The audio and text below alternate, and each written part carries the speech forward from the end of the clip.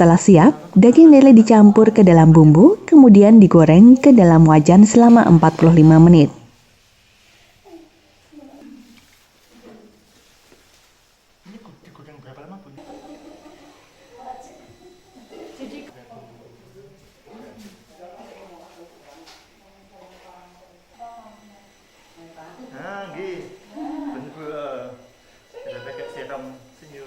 Yang pada suka itu karena tidak memakai bahan pengawet atau tidak memakai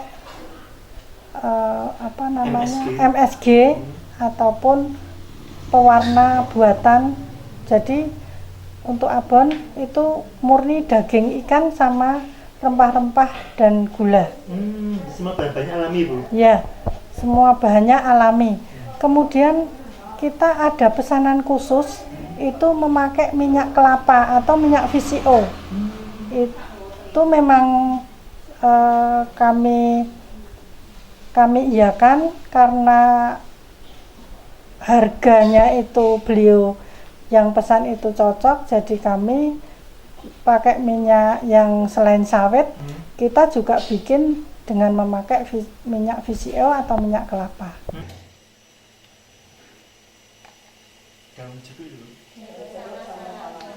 Salam ya. Biar harum ya, Bu. Kan setelahnya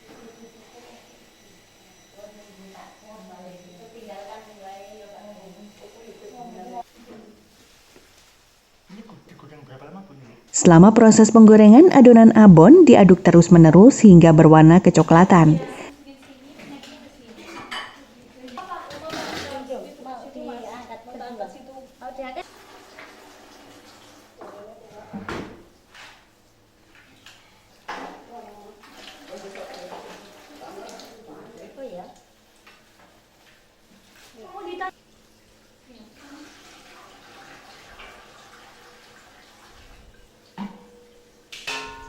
Langkah selanjutnya adalah abon dikeringkan menggunakan spinner dan diurai-urai agar tidak menggumpal dan lekas dingin.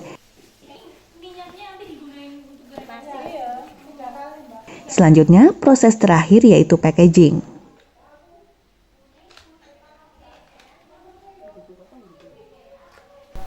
Kita bikin abon ikan karena kita ikut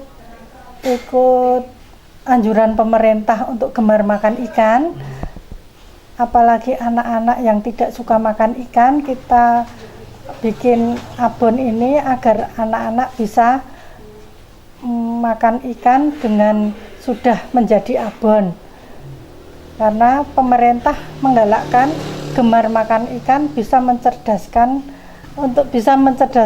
otak anak. Pohlasar Sarimina dalam 1 bulannya dapat memproduksi 4 hingga 6 kuintal bahkan hingga 10 kuintal jika permintaan meningkat. Produksi abon tuna 10 hingga 15 kuintal per bulan dan produk lainnya mencapai 4 hingga 5 kuintal per bulan. Meskipun masa pandemi virus corona, produksi olahan ikan mengalami penurunan, akan tetapi Pohlasar Sarimina terus memproduksi abon ikan mengingat produk abon dapat bertahan lama dan digemari masyarakat.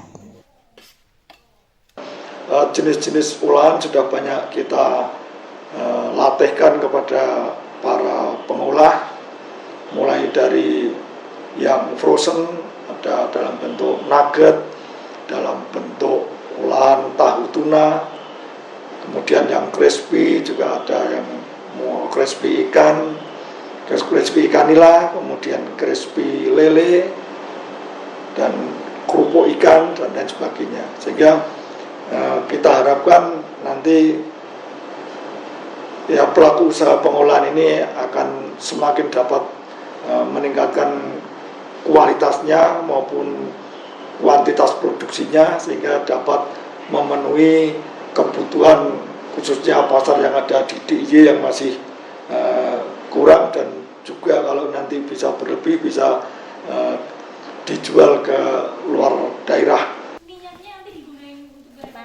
Selain abon, Pohlasar Sarimina juga memproduksi tahu bakso tuna.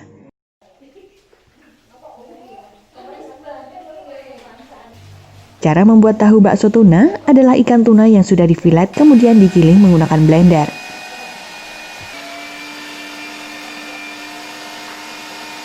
Daging ikan yang sudah digiling menghasilkan daging yang lembut sehingga memudahkan dalam proses pencampuran dengan bahan lainnya.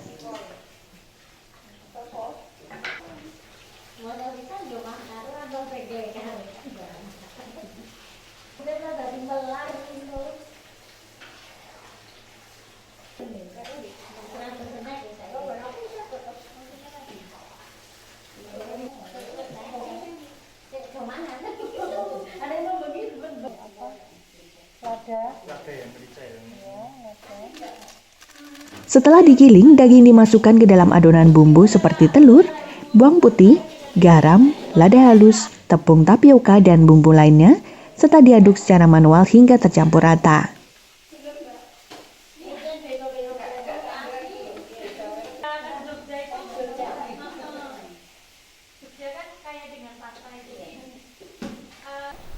Ada kemarin pelatihan dari Dinas Kelautan Provinsi Daerah Istimewa Yogyakarta.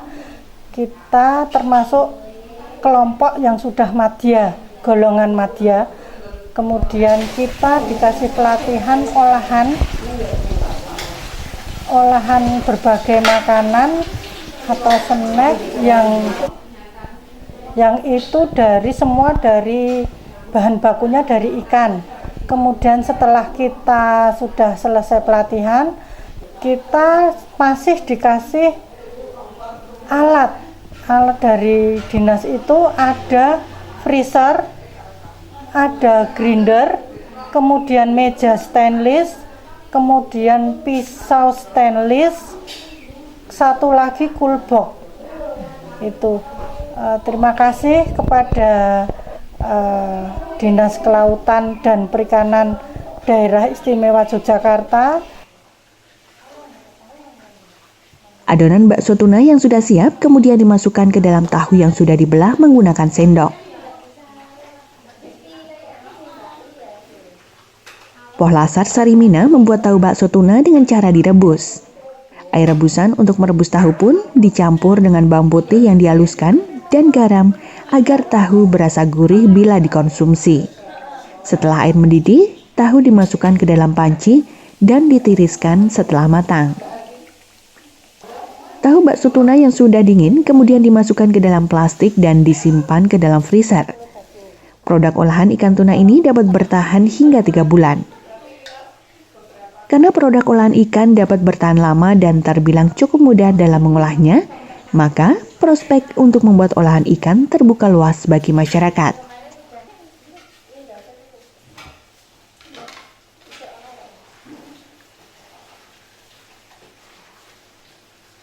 Dalam rangka pandemi COVID-19 ini, para pengolah kita juga sudah kita himbau untuk menerapkan protokol COVID-19, tidak anjuran tentang mencegah mewabahnya atau merebaknya COVID-19 ini dengan menerapkan protokol kesehatan, diantaranya yang pertama yaitu tempat untuk cuci tangan harus disediakan, kemudian juga pemakaian masker baik itu di unit processingnya oleh pelaku usahanya maupun oleh pembelinya, kita anjurkan untuk seperti itu sehingga semua akan berjalan aman. Nah, mudah-mudahan pandemi COVID ini segera berakhir sehingga ya semua bisa berjalan seperti biasa kembali. Dinas Kelautan dan Perikanan Daerah Istimewa Yogyakarta mendukung inovasi olahan ikan yang ada di UPI melalui pelatihan, BIMTEK, dan lainnya yang dapat meningkatkan kesejahteraan masyarakat. Pengembangan olahan ikan di unit pengolahan ikan yang ada di Yogyakarta menjadi salah satu upaya peningkatan konsumsi ikan. UPI yang ada diharapkan dapat meningkatkan kualitas dan kuantitasnya mengolah hasil perikanan yang nantinya dapat meningkatkan kesejahteraan masyarakat. Karena dengan mengkonsumsi ikan, dapat meningkatkan kecerdasan sehingga berdampak juga bagi peningkatan taraf hidup dan kesejahteraan masyarakat. Dedi Triyono, Puspadanta, melaporkan.